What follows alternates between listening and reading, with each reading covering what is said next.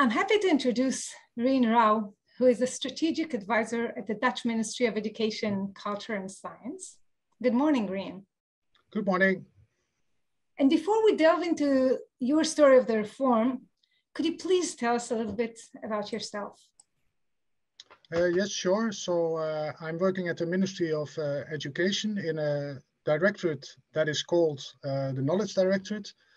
And our main aim is to improve policy by delivering evidence and scientific research on what we know, what works in education and also in policy, in making policy. So that's one of my main tasks. And we're supporting our policy colleagues, as we call them. And one of the teams that I am supporting is actually the curriculum revision team. Yeah, so what I'm talking about is a curriculum revision process, which started actually on around 2013. But maybe it's good to start with the beginning and why we started a curriculum reform journey, why we started it in 2013. And our point of departure is that we have a kind of very general attainment targets for education. And one of our observations was that these vague and broad attainment targets weren't really helping for teachers and school leaders to take ownership of the curriculum.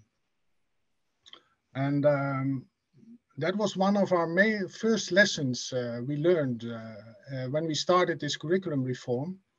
There is a kind of trade-off between general description of what a curriculum should look like and the capacity at schools to really take ownership of the curriculum. If it's too broad, if it's too vague, and there is too little capacity in schools to really translate those attainment targets to the school level, then school leaders and mainly teachers become dependent on external resources, like the materials that they get delivered from publishers. So when we started this revision process, it was headed by a high-level committee, and they engaged a broad group of stakeholders. But maybe we have forgotten to really give special attention to what I call our key stakeholders.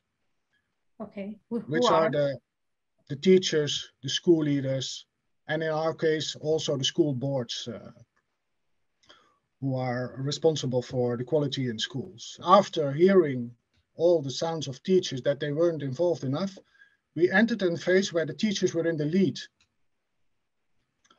And they got 2 years to develop a kind of general direction, building blocks as we call them, for a new curriculum. So we entered a phase where a scientific committee started commenting and giving guidance to the further development process. And then we entered actually the phase where we are now. Yes. Which is a kind of step-by-step approach, not a kind of grand design where we started with in 2014. So change all subjects right at the same time for primary and lower secondary education, but now we have taken a step-by-step approach, starting with the basic subjects, language, mathematics, and then building on that, the other subjects will follow in the coming years. What was first presented as something big and exceptional, what we're trying to do now is make it into a routine.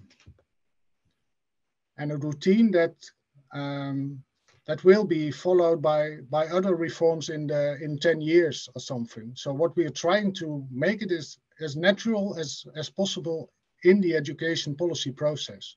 And now thinking of repeating that process in 10 years or something, and already creating a function, an organization that will be responsible for the regularly updating of the curriculum.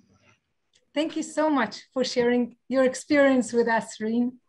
Yeah, thank you for the opportunity to share my experience. I hope it helps in the Israeli context.